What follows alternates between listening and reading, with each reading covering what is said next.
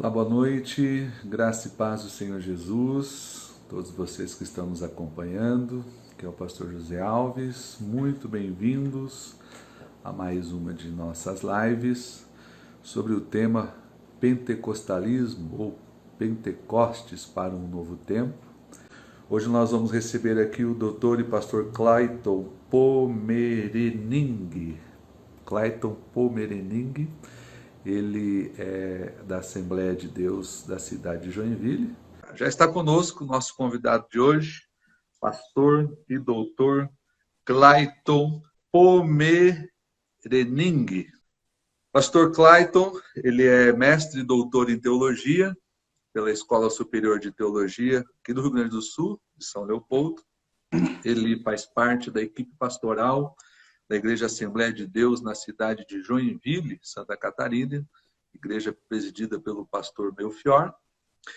E ele também é diretor da Faculdade Teológica Refidim. Já recebemos 2 professores aqui nas nossas lives, o professor Gandra e o professor Fernando Albano, que trabalham juntamente com o Dr. Clayton ali na Faculdade Teológica Refidim. Ele também dirige um colégio cristão ali em Joinville, por isso que eu pedi. Ele tanto atua na educação teológica quanto na direção de um colégio que tem ensino fundamental e ensino médio, é isso? Educação básica. Educação básica. Aliás, a educação infantil e o ensino fundamental. E o ensino fundamental. Além disso, ele é autor de diversos livros e diversos artigos teológicos, na sua grande maioria relacionado com a questão do pentecostalismo, pelo menos os que eu li até hoje, não é?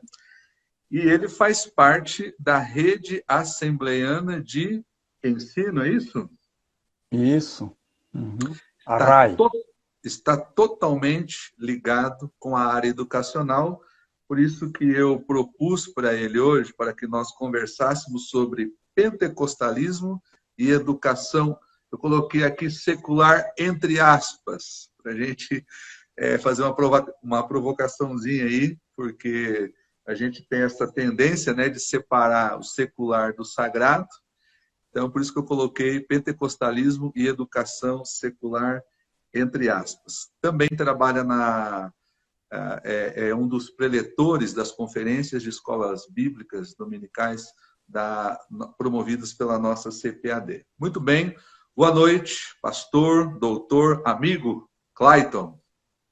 Boa noite na paz do Senhor a você, pastor José Alves, e também a todos os nossos telespectadores aí que estão com a gente. É um prazer muito grande atender o convite seu.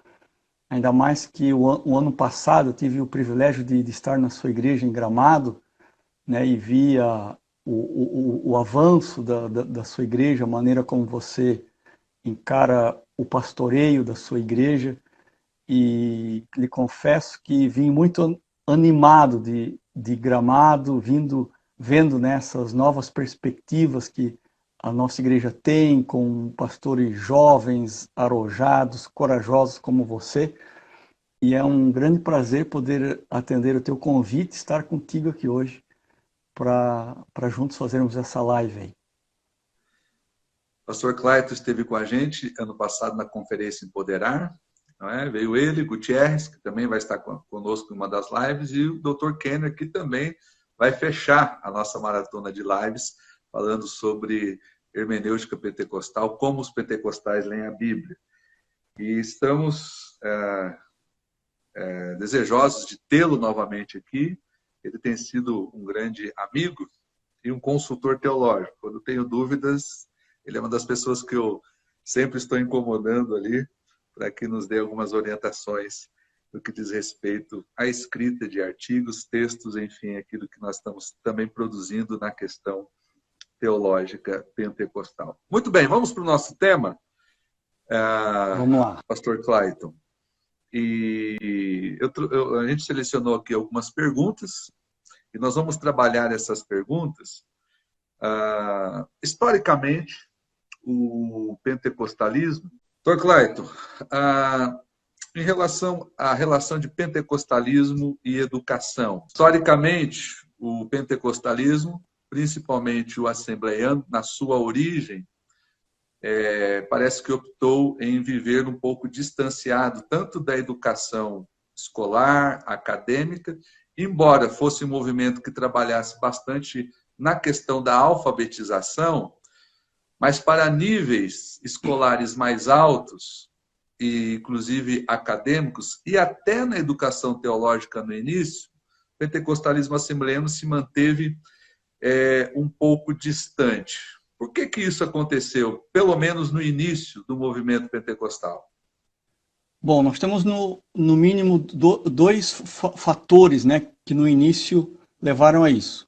O primeiro, o pentecostalismo é uma reação muito forte contra aquele academicismo excessivo, né, que havia e um racionalismo que arrastou a teologia junto, fazendo com que ela ficasse muito racionalista e afastado dessa vivência mais profunda com Deus, né, de uma vida devocional mais intensa, como o pentecostalismo sempre foi, né, e de formas que no final do século XIX, o racionalismo estava bem intensificado, né, e as igrejas daquela época, elas valorizavam em demasia um clero extremamente estudado, né? Mas nada contra o estudo em si. O problema é que desde que o racionalismo começou a surgir na Europa, houve esse esfriamento, né?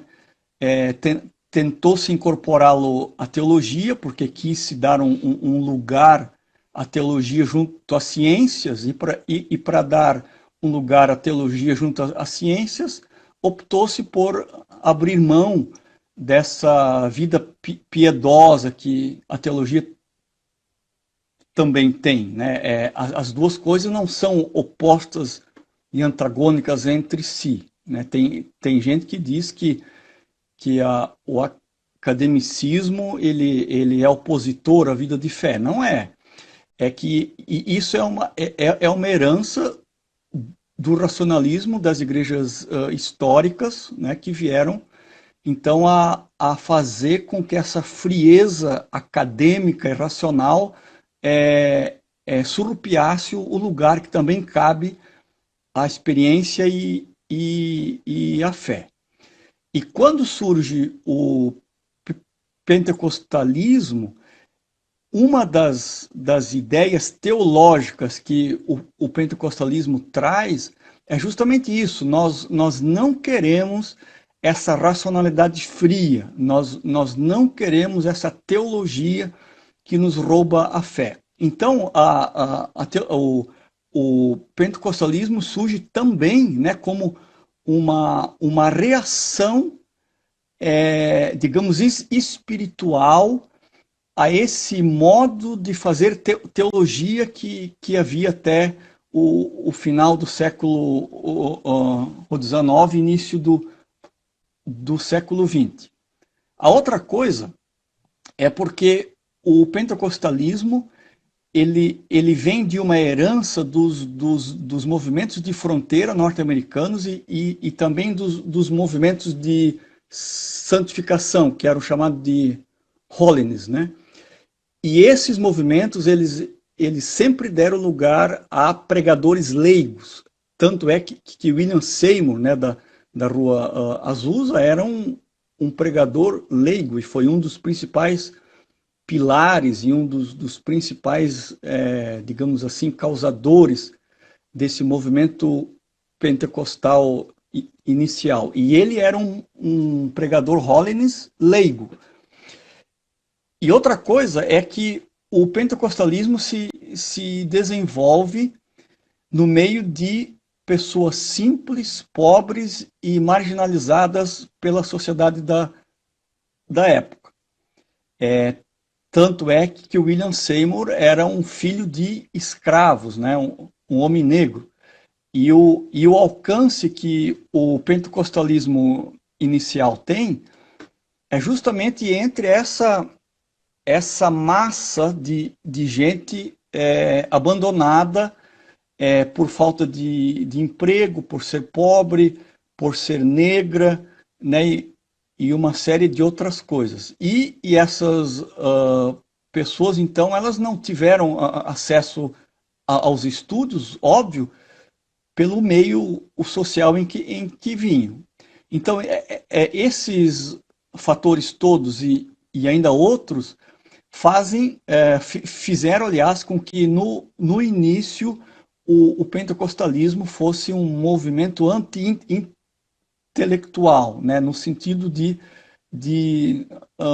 afirmar até, né, aquele texto bíblico que é tomado de forma errônea, que a letra mata, o espírito vivifica e coisa assim, né, no sentido de que, digamos assim, era um movimento contracultural à hegemonia dos poderosos da época, como também dessa teologia extremamente fria, né, que se fazia naquela época. E justamente por isso também é que os pentecostais, desde o início e até hoje, né, por exemplo, hoje nós temos o moderno movimento calvinista que faz isso de um outro jeito, né?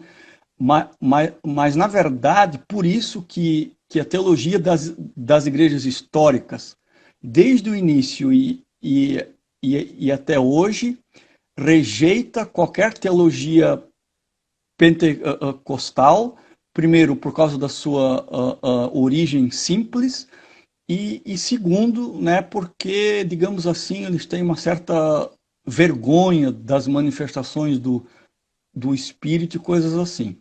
Então veja que houve uma construção histórica desde o início para que a teologia pentecostal não fosse chamada de uma teologia, porque eles achavam que de fato nós não fazíamos teologia, que o nosso negócio era apenas a questão das emoções e a experiência.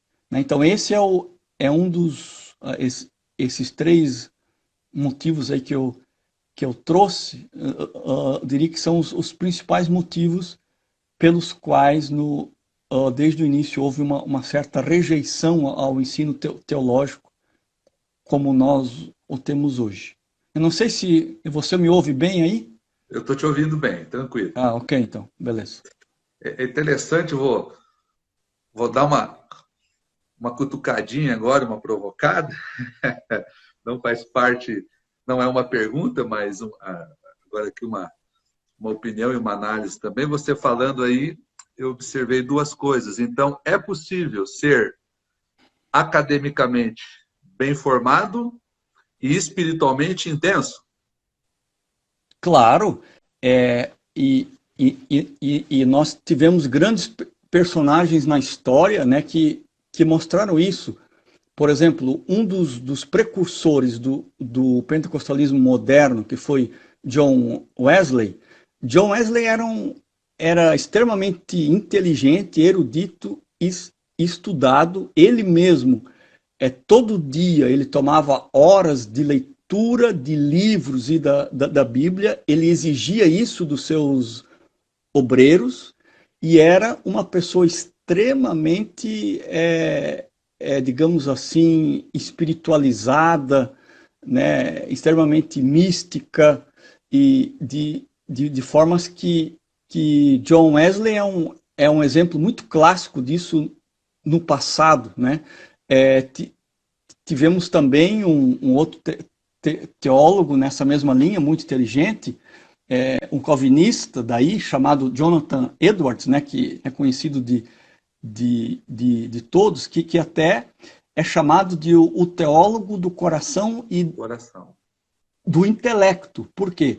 Porque ele sabia unir de uma maneira muito especial essa questão tanto da devoção quanto de um estudo acadêmico muito intenso. E o, o Jonathan Edwards teve uma experiência muito interessante, na verdade a esposa dele, né, de que ela teve uma certa feita, um êxtase muito intenso, né, e ele foi avaliar esse êxtase mais de perto e constatou que de fato aquilo era um movimento legítimo do espírito, né? Embora ele não incentivasse isso, né? Mas ele constatou que era de fato um movimento legítimo do espírito.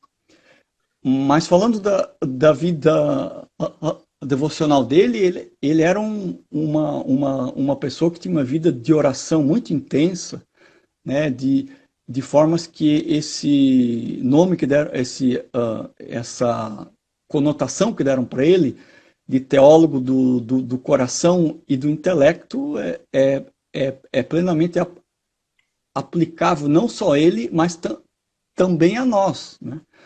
Então, eu não vejo problema algum, né, em dissociar o academicismo e uma vida devocional intensa. Eu até diria que um acadêmico de teologia, né, que não consegue ter uma vida devocional, experiências com Deus, talvez tenha que rever a teologia dele, porque uma teologia que se faz séria, baseada na palavra de Deus, não tem como a gente não entrar também por esse caminho da devoção. E talvez por isso, né, exatamente porque as pessoas dissociam, né, esse academicismo de uma vida devocional, é que surgiu esse jargão tão forte que a gente ouve, que quanto mais a pessoa estuda, mais fria a pessoa fica. Eu não concordo com isso. Ela fica mais fria se ela não fizer uma teologia que leva muito em conta a palavra de Deus e uma vida intensa com Deus. Mas isso não tem a ver com a teologia em si, tem a ver com a forma como uma pessoa enxerga a teologia e também os autores que ela acessa, né, e a teologia que ela faz. Porque um teólogo pentecostal, para ele fazer uma teologia pentecostal mesmo, não há como ele prescindir da experiência com Deus e de uma vida piedosa. Eu diria até que não pode haver um teólogo pentecostal que prescinda da sua vida devocional e de uma espiritualidade mais intensa, né? Quando isso acontece é porque provavelmente bebeu de fontes, né, que negam essa experiência. Você falando aí na história recente da igreja, não é? Embora tenho vivido já e ministrado há anos, né? Temos o Martin Lloyd Jones, né? Que era um grande pregador, um pastor, um teólogo, não academicamente falando, mas que a formação dele era medicina, mas sempre enfatizava a ação do Espírito. R.T. Kendall também, não é? Que sempre enfatizava a ação do Espírito. E quando você falou essa questão, principalmente de igrejas de linha reformada terem esse preconceito em relação aos pentecostais, porque durante muito tempo eles representavam a elite, não é? Vamos dizer assim, da teologia, Uhum. e os pentecostais bastante preocupados com a questão da evangelização, do impacto que o movimento podia trazer a nível social, enquanto eles, vamos dizer assim, dominavam as torres de marfins teológicas, Uhum. não se sentiam ameaçados, não é? De certa maneira. E o que eu tenho visto é que, à medida que vão surgindo teólogos dentro do ambiente pentecostal e que começam a debater e a conversar no mesmo nível, vamos assim dizer, teológico e acadêmico, parece que é uma tendência de muitos destes segmentos reformados de ridicularizar e o ambiente pentecostal, porque parece que de alguma maneira querem fiquem no lugarzinho de vocês e deixem a Isso. gente aqui continuando a dominar o ambiente acadêmico. Mas, graças a Deus, isso está mudando, não é? Você que tem trabalhado bastante na questão acadêmica, acho que tem conseguido ver isso também. Certo? Exatamente. Até porque eu tenho um vídeo aqui comigo, né, de uma live que foi feita por alguns teólogos de igrejas históricas, agora recentemente, né? E se percebe assim um pedantismo até em relação à teologia deles, e eles falam de maneira aberta de que eles querem ser influentes no meio pentecostal para que a teologia deles de fato tenha esse espaço, né? Como se somente a teologia delas fosse certa e correta, e, enfim. Então há um menosprezo para esse fazer teológico que a gente faz. E infelizmente também, pastor José Alves, existem alguns movimentos internos na nossa igreja já influenciados por esse movimento neocalvinista que nós temos hoje, né, que não teve a leitura da necessidade que o movimento pentecostal tem e não consegue também acessar o início do movimento, a história do início do movimento, que sempre foi muito da experiência, né? É uma teologia, ainda que uma teologia simples, mas sempre feito muito com base na experiência, e esse movimento interno corroborando com essa ideia que os neocalvinistas fazem, está se vendo também uma certa rejeição a essa teologia pentecostal que se faz hoje. Exatamente já por essa influência neocalvinista bastante forte, intensa. Então eu até diria um paradoxo assim, né? Porque os calvinistas, eles, graças a Deus, eles têm um estudo teológico profundo, eles são acadêmicos, são muito sábios, né? Mas eles estão influenciando um movimento anti-intelectual dentro da Assembleia de Deus. Então, esse é um paradoxo que às vezes é difícil a gente entender, né? Graças a Deus, né, que nós temos aqui no Brasil a CPAD, que já durante anos faz esse movimento muito bom de preencher essa lacuna acadêmica que a gente tem. Eu até diria que a CPAD ela ocupou um lugar aqui no Brasil que o ensino teológico assembleiano deveria ter, né? Como nós não tivemos escolas teológicas assim de grande monta, de grande vulto aqui no Brasil, tal, talvez a maior que teve até hoje foi o IBAD, né? Mas o IBAD hoje está numa outra linha, assim, né? De ensino, um ensino mais básico, enfim.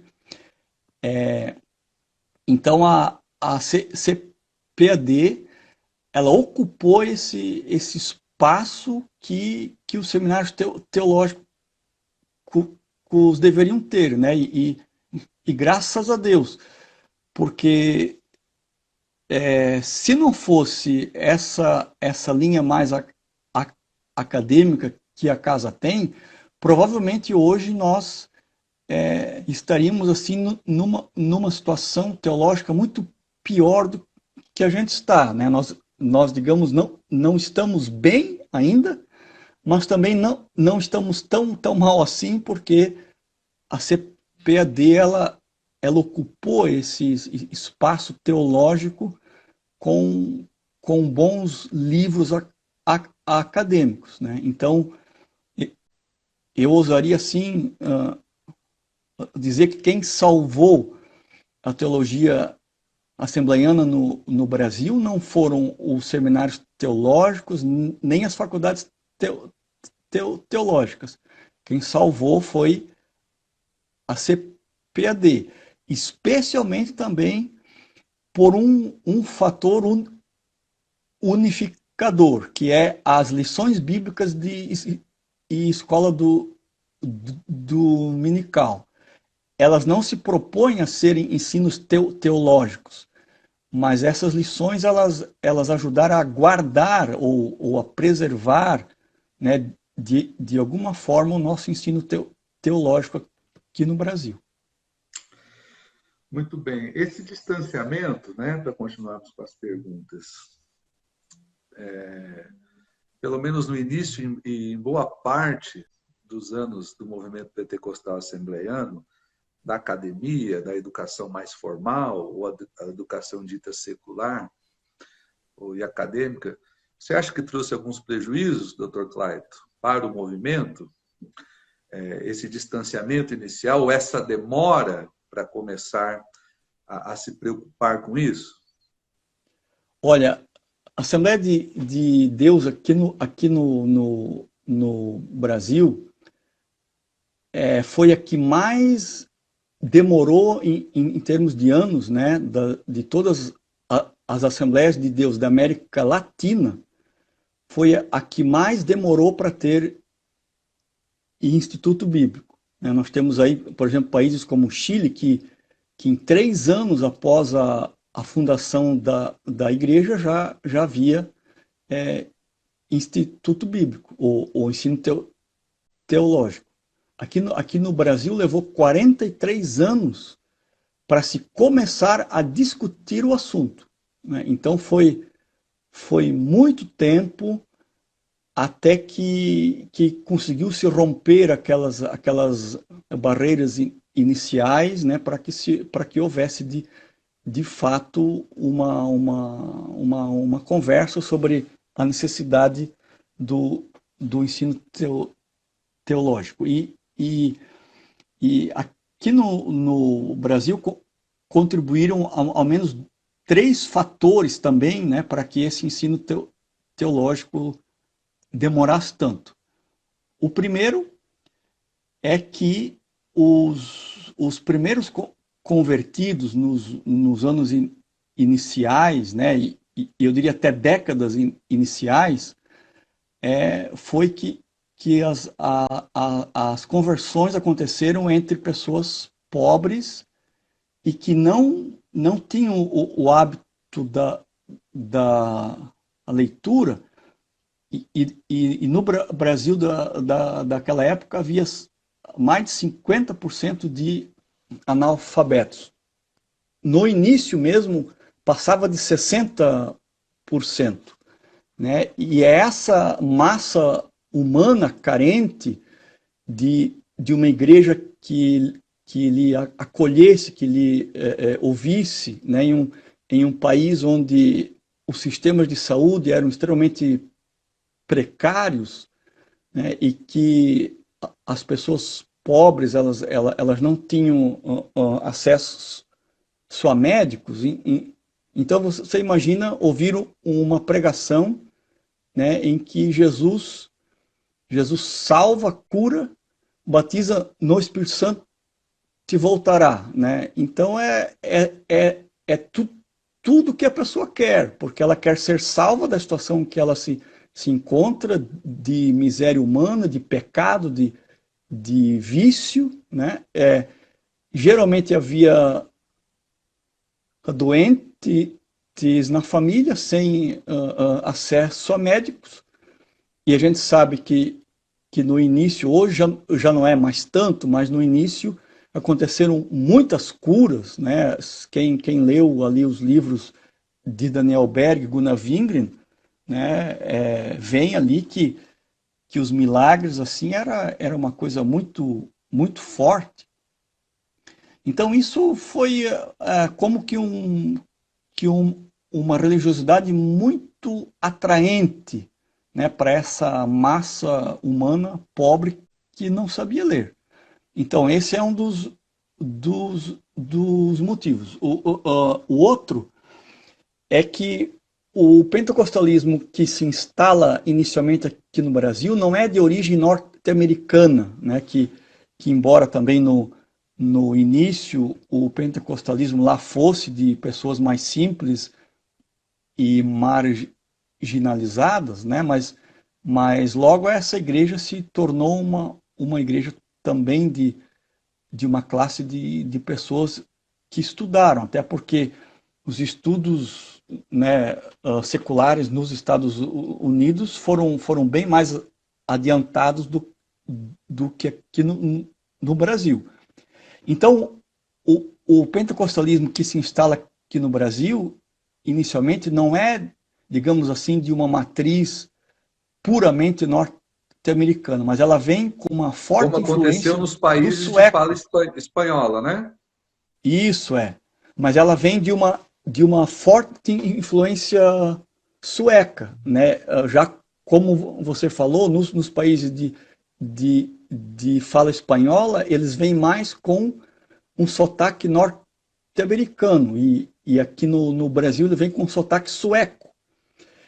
E essa igreja sueca, né, essa influência sueca aqui no Brasil, ela não é tão forte através de Daniel Berg e Gunnar Wingren, que também eram suecos, mas ela vem sob a influência de Samuel Nistrom, porque o Samuel Nistrom é o primeiro missionário obreiro enviado e apoiado pela Igreja da Suécia, né? Depois é que também eles apoiam o Daniel Berg e Gunnar Wingren, mas ou até antes, mas eu digo assim de que o Samuel Nistro é o primeiro missionário oficial enviado diretamente pela Igreja da Suécia.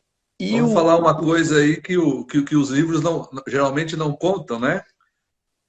Daniel Berg e isso, Gunnar Wingren vieram com o impulso missionário, vamos assim dizer, com a paixão evangelística, mas na verdade nunca tiveram a pretensão de formar uma igreja, não é? isso, Tanto que, eles a eles Assembleia de Deus quiseram ela vai sendo formada quase que como um acidente de percurso, né? O isso, líder de fato, o organizador, a mente pensante da organização denominacional é Samuel Nistro. Samuel Nistro, todo o É uma nosso coisa que a arcabouço, maioria dos assembleanos não sabe, né? isso, O todo o estilo nosso sueco de liderança assembleiano é Nistro, não é nem é Berg nem Nistro, Wingren. é Nistron, e o Nistron, então, ele traz com ele o modelo de escolas bíblicas do Levi Petrus, né, que era o pastor da igreja na Suécia.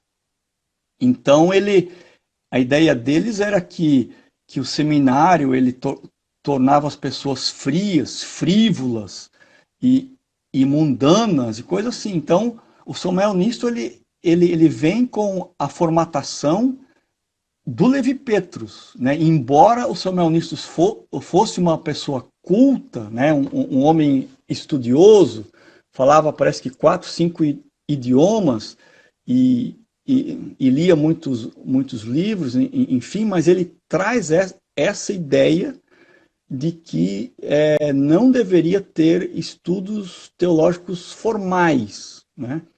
E isso, para um brasileiro que, que não estudava já por não ter acesso, não que eles não quisessem, né, mas é porque não havia acesso. O Brasil, naquela época, era uma massa de pessoas analfabetas, uma pequena porcentagem de 30%, 40% talvez, sabiam ler. Então, veja como as coisas se casam, né? O brasileiro que já não tinha acesso à educação e um sueco que formata a linha teológica, sociológica, eclesiológica, ele vem com a ideia de que o seminário não era uma coisa boa, né? É por isso que até hoje aqui no Brasil ainda temos algumas igrejas, por exemplo, aqui em Joinville nós ainda temos, e Curitiba eu sei que também faz, nós temos o que se chama de escolas bíblicas, né? Onde naquela época os obreiros vinham de várias partes do Brasil, né? Ficavam às vezes 15 dias, um mês. Eu ainda peguei essa época na escola bíblica em Pegou? Curitiba de ficar 10 dias acampado Isso, lá. então. Uhum. Então, né? E quem traz esse modelo para o Brasil é o Samuel Nistron, sob influência do Levi Petrus, né? Então, em 1922, ele faz a primeira escola bíblica aqui no Brasil. E tem um fato curioso aí, de que ele monta essa escola bíblica justamente num período em que o Gunnar Wingren, porque o Daniel Berg nunca teve muita influência, né? O Daniel Berg era mais de ganhar almas, né? Era um homem assim mais de frente de batalha, digamos. E nesses anos iniciais, a cabeça pensante da Assembleia de Deus era o Gunnar Wingren. Depois, quando vem o Samuel Nistron, aí ele passa a assumir isso aos poucos. E a diferença é que o Gunnar Wingren estudou 4 anos numa faculdade batista nos Estados Unidos, enquanto que o Samuel Nistron teve apenas essa formação de poucos meses na escola do Levi Petrus. Então, quando o Samuel Nistron ele faz a primeira escola bíblica aqui no Brasil em abril de 1922, por coincidência ou não, eu não sei, o Gunnar Wingren está passando um período de doença na Suécia, né? Então, ali você vê como a influência do Samuel Nistro ela começa a ficar cada vez mais forte, a tal ponto de justamente na ausência do Gunnar Wingren essa escola bíblica vir à tona.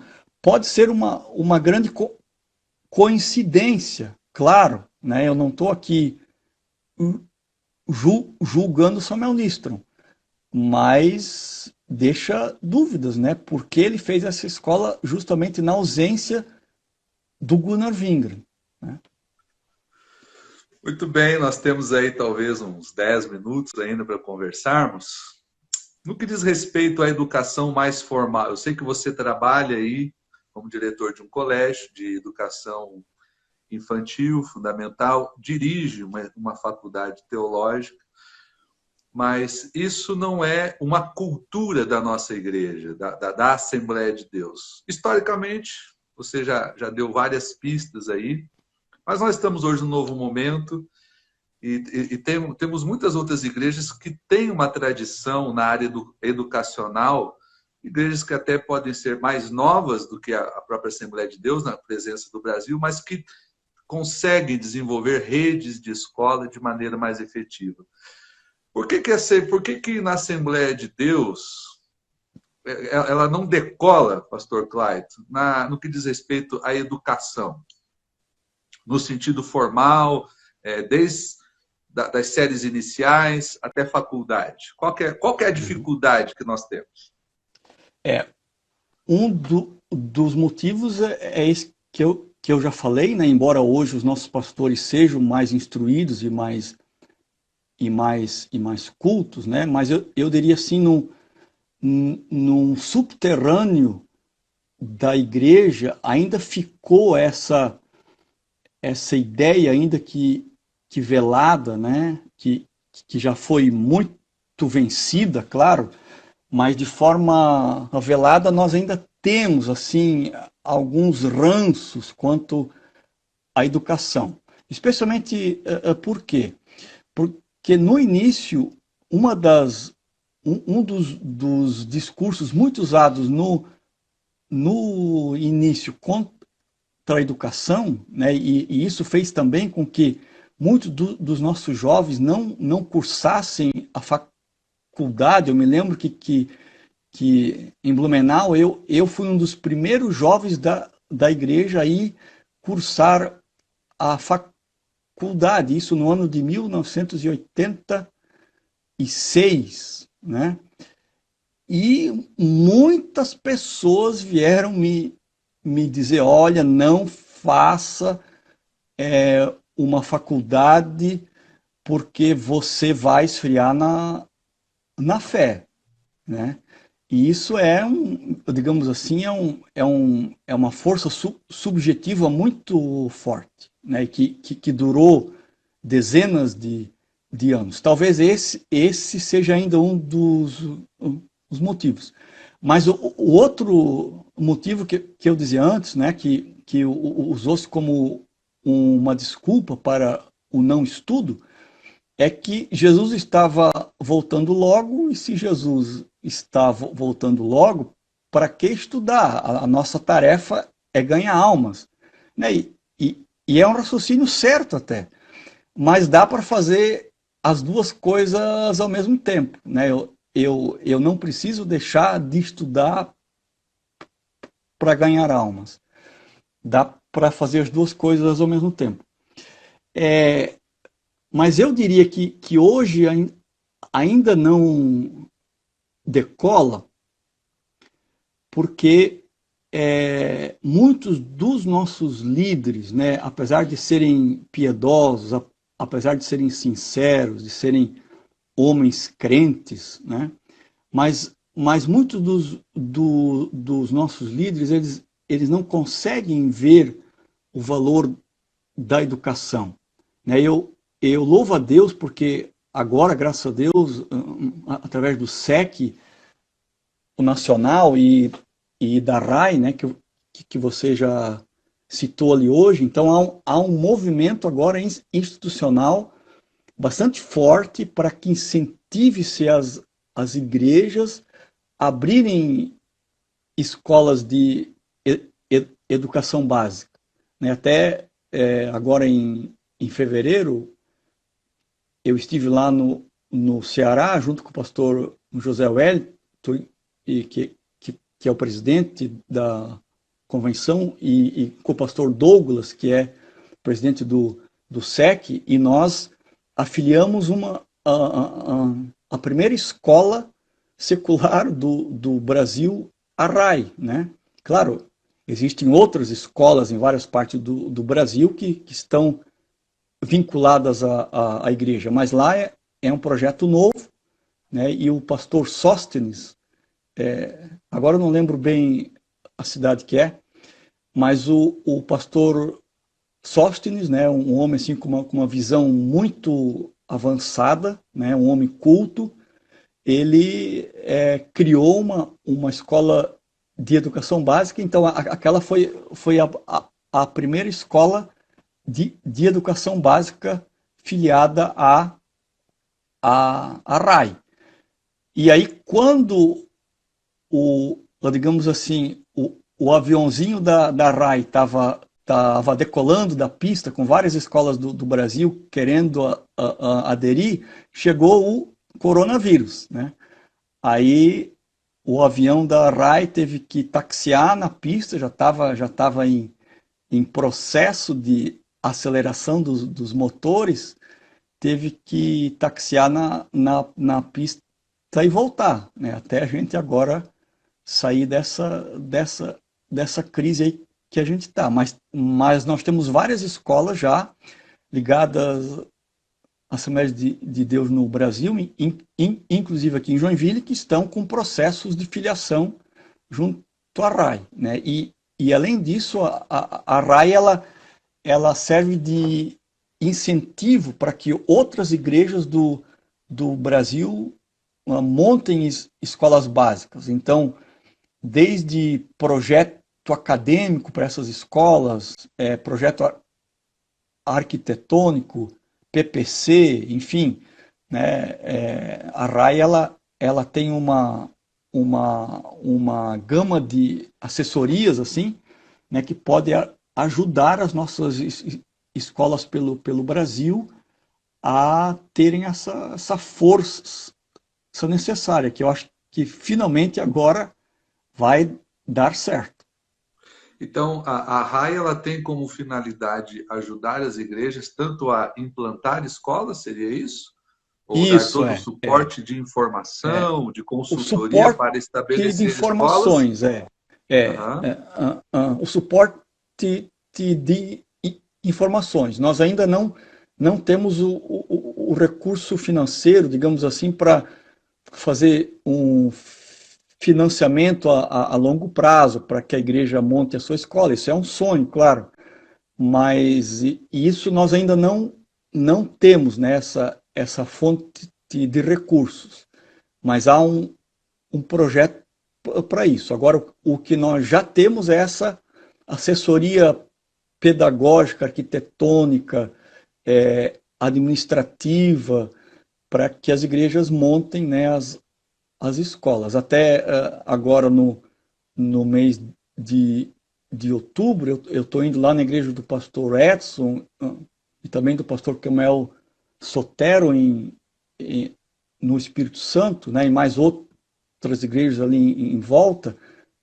Me parece que são 4, 5 igrejas que querem abrir escolas. Então estarei indo lá, né, sob a bênção do pastor Douglas, para orientar ali as igrejas, né, as questões básicas de como montar uma escola.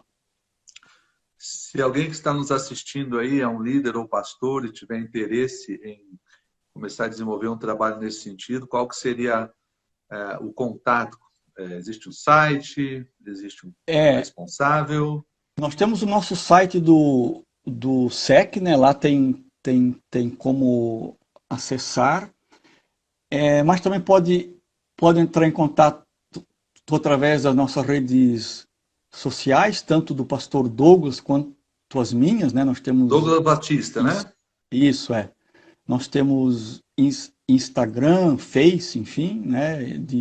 De qualquer forma aí tem como nos acessar, né? E também para quem talvez tenha um pouco de dificuldade com essas redes, né? Eu tenho o meu site, né? Talvez pelo meu site também dê certo. O meu site é desertovivo, tudo junto.com, né? Lá tem um lugar lá onde dá para mandar um e-mail para mim. Ok, Dr. Clyde, suas considerações finais, estamos chegando já no limite do nosso tempo. Suas considerações finais para o pessoal que está nos assistindo aí. Uhum.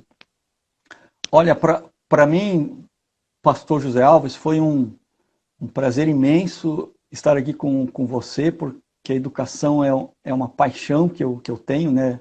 Depois de Cristo, da família, né? A minha terceira grande paixão é a educação, né? O meu desejo é ver todas as crianças brasileiras, especialmente as crianças pobres, né? Isso é um sonho utópico, totalmente utópico, claro, mas o meu sonho seria é que todas as crianças brasileiras, especialmente as socialmente vulneráveis, tivessem acesso a uma educação de qualidade, né? E agora com o coronavírus, né, você sabe bem disso, o coronavírus ele expôs as entranhas da problemática educacional do Brasil, que antes aparecia apenas em dados do IDEB e do PISA, né, e ninguém sabe o que é isso, direito, né? O Brasil está em um dos últimos lugares do mundo, tanto no PISA quanto no IDEB, né? Isso não é de anos recentes, é de muitos e muitos anos, mas o coronavírus expôs esses números de maneira prática, né? De maneira, eu diria até física e material, no sentido de que a escola, a educação brasileira está falida, né? E a Assembleia de Deus tem aí digamos, um filão na sua mão, uma oportunidade ímpar na história desse país de fazer uma educação de qualidade, livre de ideologias de esquerda, ideologias de direita. Nenhum dos dois lados resolve o real problema da educação no Brasil, né? As ideologias não resolvem. O que resolve é um ensino realmente comprometido em que as nossas crianças elas aprendam de verdade, que se saia desse faz de conta da educação brasileira e a gente ensine de verdade as nossas crianças. O problema da educação do Brasil não são as ideologias como falsamente se tenta ver. O problema é muito mais profundo. É um problema em que não se quer, o poder público não tem interesse em ensinar as nossas crianças. A prova disso é que prefeituras isoladas em nosso país, que levam a educação a séria, têm bons índices de PISA e IDEB, né? Nós temos vários municípios aqui no Brasil, especialmente aqui no sul, né, que conseguem fazer uma educação boa. Mas isso precisa acontecer no Brasil todo. E a Assembleia de Deus está tendo agora esse grande projeto de fazer isso. Eu fico muito empolgado e feliz em estar junto com isso e muito mais feliz de poder estar aqui contigo falando sobre isso. Amém. Obrigado, Dr. Clayton.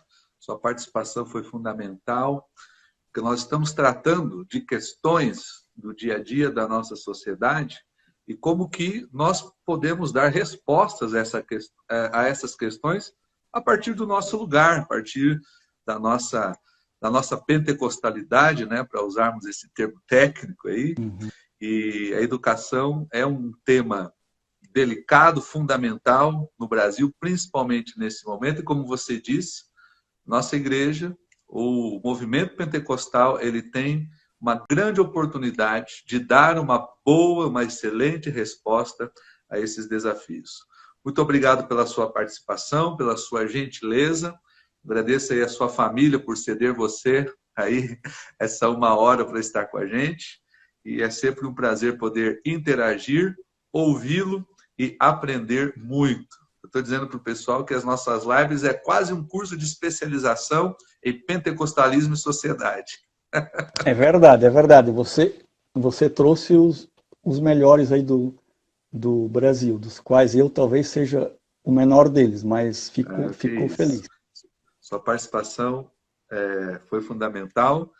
Tudo isso que nós estamos conversando sempre fica arquivado aí no Instagram para o pessoal depois assistir novamente.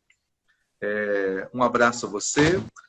Mais uma vez, muito obrigado e esperamos em breve recebê-lo aqui novamente na nossa cidade, na nossa igreja, para mais com muito prazer. trabalho falando sobre pentecostalismo. A você Muito que está prazer. nos acompanhando, Deus abençoe. Siga o Pastor Clayton nas redes sociais, como ele disse, ele tem Facebook, tem o Instagram, o site dele, desertovivo.com, é isso? Isso. Ele tem postado ali, eu não sei se posta semanalmente, mas eu sempre estou recebendo atualizações de vídeos que ele tem gravado. Tem um canal no YouTube também, com reflexões, com devocionais. Enfim, o homem é uma máquina. Ele sempre está produzindo. Seja texto, ou seja vídeo, ou aula, ele sempre está produzindo. Ok. Eu quero que aproveitar, né, e chamar os nossos ouvintes aí que quiser fazer um curso teológico de linha pentecostal, né, profunda, com mestres e doutores formados na teologia pentecostal, entre no nosso site, faculdade refidim, tudo junto.edu.br, faça a inscrição lá. E tem reconhecimento do MEC também, né? Sim, exatamente. É um curso de graduação, bacharel em teologia com reconhecimento do MEC. Estamos orando aí para o mestrado chegar logo, né? Amém. Logo chega. Já está praticamente tudo pronto, só esperando a aprovação. Isso. E aí o mestrado em teologia pentecostal. Isso. Um abraço, querido. Deus abençoe. Mais uma vez, muito obrigado pela gentileza. Você que esteve nos acompanhando.